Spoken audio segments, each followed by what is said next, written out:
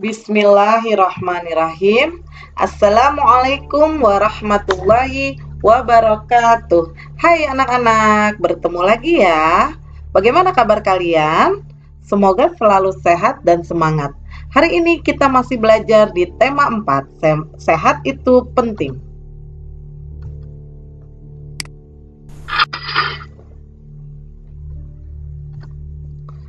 Pelajaran kita hari ini, tema 4, subtema 3, dengan muatan pelajaran Bahasa Indonesia KD 3.4 dan 4.4 dengan materi pantun.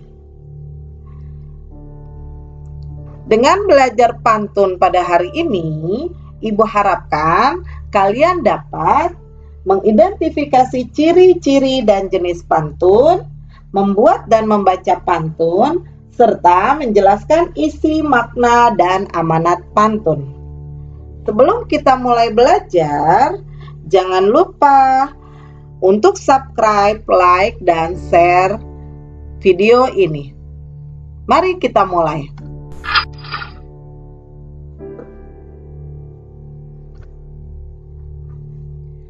Mengidentifikasi ciri-ciri dan jenis pantun. Kamu sudah mengetahui ciri-ciri dan jenis-jenis pantun pada subtema sebelumnya. Kamu dapat menggunakan pengetahuan itu untuk mengidentifikasi pantun. Saat mengidentifikasi pantun, kamu dapat menjelaskan secara rinci ciri-ciri pantun beserta jenisnya. Oleh karena itu, bacalah pantun dengan seksama. Perhatikan, apakah ada dalam setiap kata, baris, sampiran, dan isi pantun yang sesuai dengan ciri-ciri pantun. Untuk memudahkan kamu dalam mengidentifikasi pantun, kamu dapat menggunakan tabel. Ayo, amati pantun berikut. Hari Minggu pergi ke dokter gigi, pergi ke dokter bersama Olga. Bangunlah pagi setiap hari, jangan lupa berolahraga.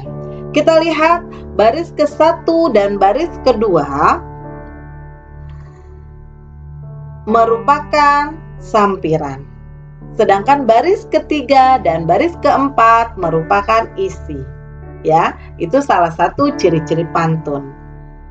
2 baris pertama adalah sampiran dan 2 baris terakhir adalah isi. Selanjutnya, kita lihat lagi ciri-cirinya. Pantun ini terdiri dari 4 baris. Baris pertama dan kedua dinamakan sampiran, baris ketiga dan keempat dinamakan isi. Baris pertama dan ketiga diakhiri suku kata gi, diberi simbol sajak A. Baris ke-1 dan ketiga I dan ri. Lihat belakangnya. Maka diberi simbol A. Sedangkan baris kedua dan keempat ada ga. Nah, A. Maka diberi simbol sajak B. Maka pantun ini bersajak A, B, A, B. Kemudian kita lihat lagi, suku katanya dalam pantun ini terdiri dari 8 sampai 12 suku kata. Maka ini bisa dinamakan pantun. Kita kemudian cari jenis pantunnya apa ya? Nah, berdasarkan jenisnya, maka pantun ini dinamakan pantun nasihat karena berisi imbauan agar kita selalu berolahraga.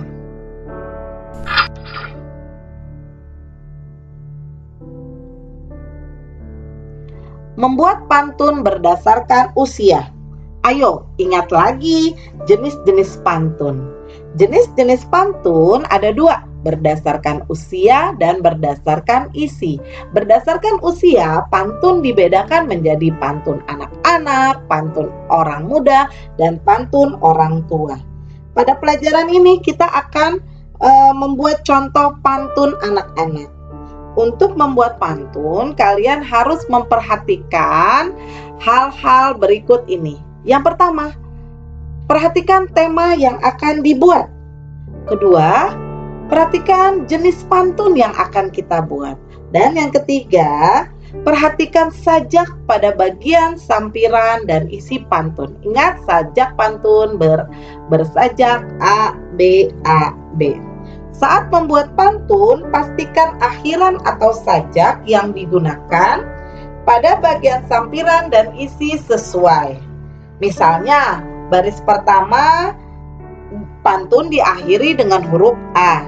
Maka, baris ketiga ketika membuat isi pantun harus diakhiri dengan huruf A. Begitu juga pada sampiran baris kedua dan isi pada baris keempat. Misalnya baris kedua diakhiri dengan huruf I, maka baris keempat juga diakhiri dengan huruf I.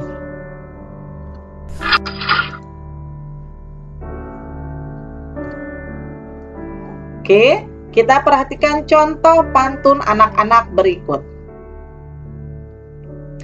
Pergi berenang siang-siang, kolamnya ada di dekat taman. Hatiku senang juga riang mendapat hadiah dari teman. Nah, ini contohnya ya.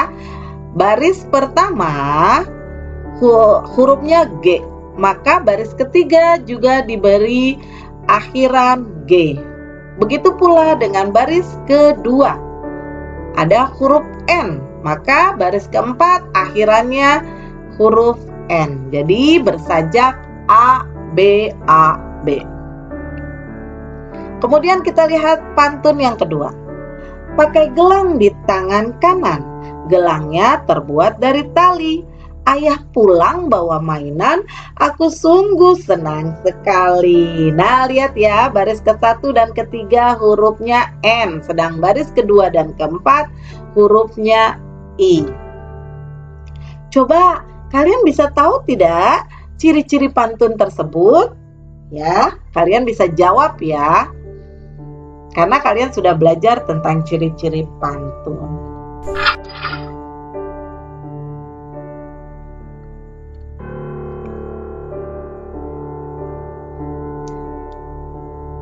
Membuat pantun nasihat.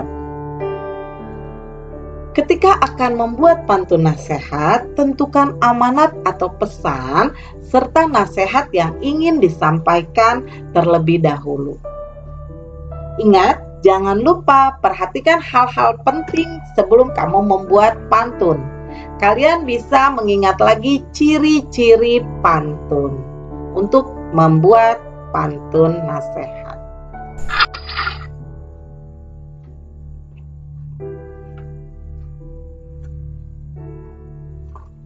Menjelaskan tradisi berpantun.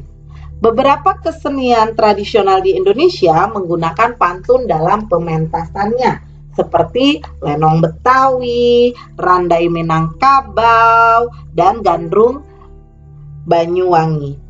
Tradisi berpantun biasanya dipentaskan pada upacara adat pernikahan.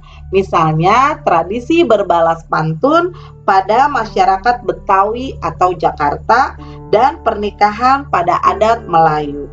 Tradisi berbalas pantun masyarakat Betawi di acara pernikahan disebut dengan tradisi palang pintu.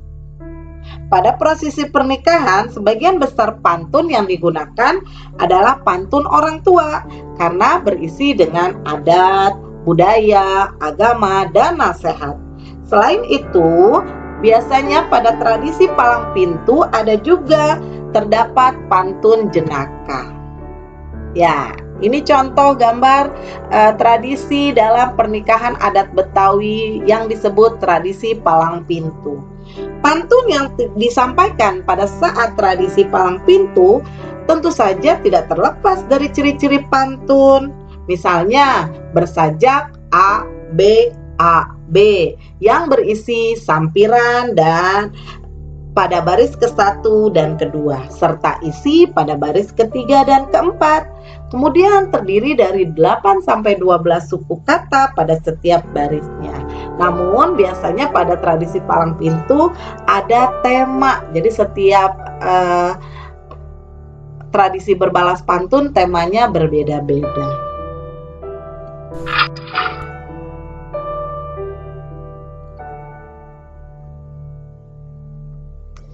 Selanjutnya kita akan belajar mengidentifikasi isi atau makna dan amanat pantun. Ingat, pantun adalah salah satu karya sastra untuk menyampaikan pesan atau maksud tertentu. Maksud tertentu dapat diketahui dari amanat pantun. Amanat pantun biasanya berisi nasihat, ajakan, atau saran mengenai suatu hal. Amanat pantun biasanya dapat dijumpai pada jenis pantun, nasihat, atau kiasan. Untuk menentukan amanat pantun, maka kamu harus memahami isi pantun tersebut dengan baik. Bacalah baris ke-3 dan ke-4 dengan seksama.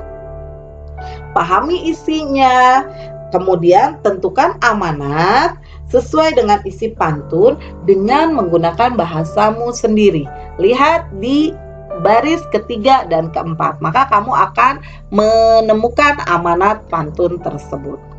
Kita perhatikan contoh berikut ya. Ranting pohon mudah patah, saat memanjat harus hati-hati. Orang tua tak boleh dibantah, itulah tanda anak berbakti. Kita lihat isinya. Karena isinya, maka di pantun yang sudah Ibu bacakan termasuk jenis pantun nasihat. Lihat isinya di baris ke-3 dan ke-4. Apa amanatnya? Amanatnya adalah seorang anak atau kita harus berbakti kepada orang tua dengan cara menuruti dan tidak membantah perkataan atau nasihat orang tua.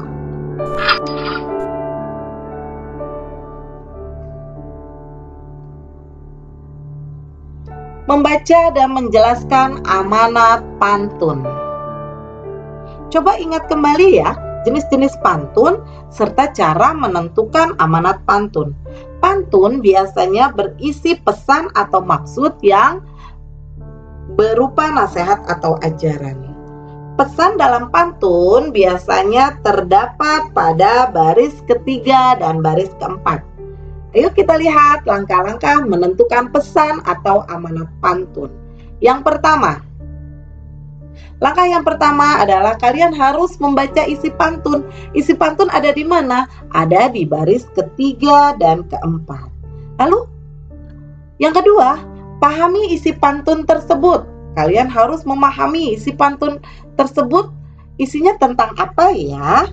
Maka, yang ketiga, dalam menentukan pesan sesuai isi pantun, gunakanlah bahasa yang mudah dipahami. Maka yang pertama, baca isi pantun, pahami isi pantun, kemudian tulis amanat pantun dengan menggunakan bahasa yang mudah dipahami. Pesan biasanya terdapat pada isi pantun. Isi pantunnya ada di mana? Di baris ke-3 dan ke-4.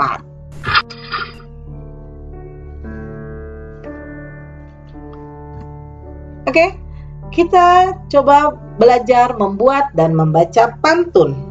Kamu sudah mempelajari tentang ciri-ciri pantun. Ciri-ciri pantun apalagi ya? Kita coba ulang lagi. Yang pertama, terdiri dari sampiran dan isi. Kemudian bersajak A, B, A, B. Terdiri atas 4 baris dalam 1 bait dan setiap baris terdiri dari 8 sampai 12 suku kata. Ayo kita belajar yuk membuat pantun. Jangan lupa dalam membuat pantun selalu ingat ciri-ciri pantun. Oke, Ibu akan berikan langkah-langkah membuat pantun. Bagaimana? Yang pertama, kita lihat. Tentukan tema pantun yang akan dibuat. Kalian mau buat pantunnya temanya tentang apa? Nasihat, jenaka, teka-teki, kiasan, atau apapun. Bisa kalian cek di materi sebelumnya. Selanjutnya, setelah menentukan tema, kita temukan juga jenis pantun yang akan dibuat. Nah, karena temanya tentang kesehatan, maka kalian bisa ambil jenis pantunnya tentang nasihat, ya, misalnya.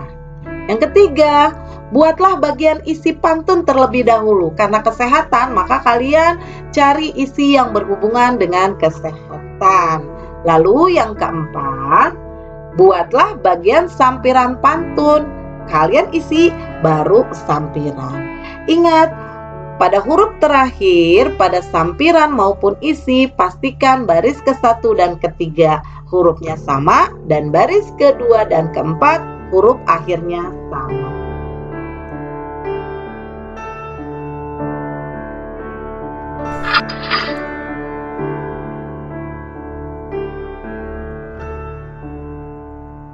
Alhamdulillah, pelajaran kita telah selesai hari ini. Terima kasih telah menyimak pelajaran yang telah Ibu sampaikan. Tetaplah berlatih dalam membaca dan membuat pantun. Bisa kalian cari melalui Google atau kalian berlatih sendiri dalam membuat pantun. Jangan lupa subscribe, like, dan share untuk mengetahui informasi mengenai pelajaran tematik muatan pelajaran Bahasa Indonesia kelas 5 bersama Bu Nani.